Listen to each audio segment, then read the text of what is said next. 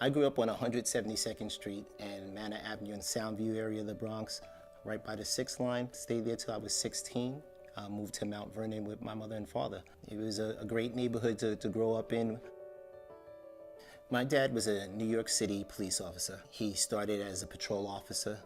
He was able to move through the ranks. He got involved in a task force called the Bronx Youth Gang Task Force, and basically worked to eliminate gang violence. He was awarded for that.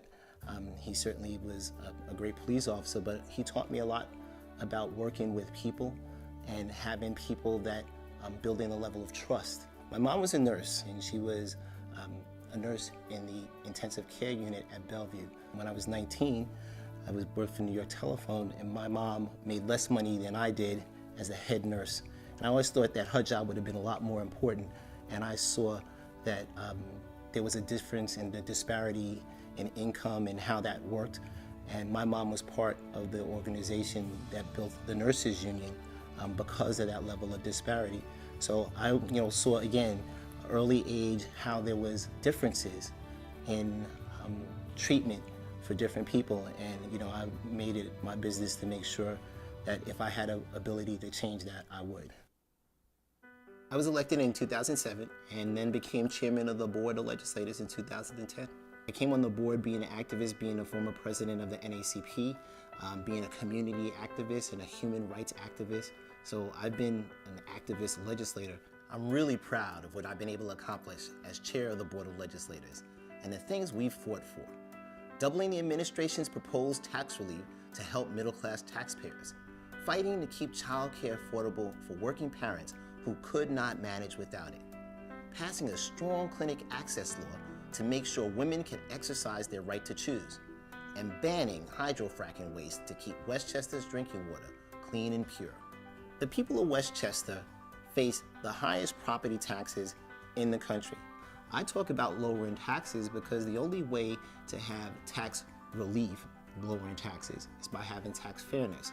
So you have to set the playing field in a way that there's equitable treatment of people.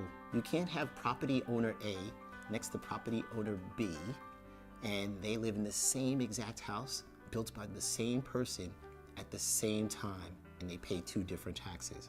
There's something wrong with that. We have to do a better job.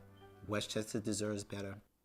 I'm running for county executive to fight for middle-class families. Let me tell you about my priorities. First, we need real tax relief, and that means tax fairness.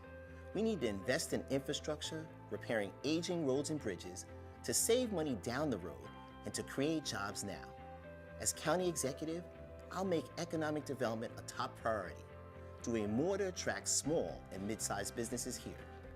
Westchester has great schools, but we need to make sure there are good jobs for our kids once they graduate. I'll also make sure that we don't make short-sighted cuts to public transportation. Our workers depend on it, and so do our seniors.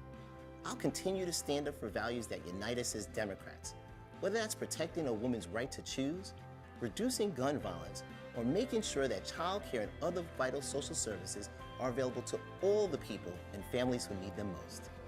If you're a Democratic district leader, I hope I can count on your support April 24th at the county convention. If you're anyone else and you live in Westchester, I hope I can earn your support in November.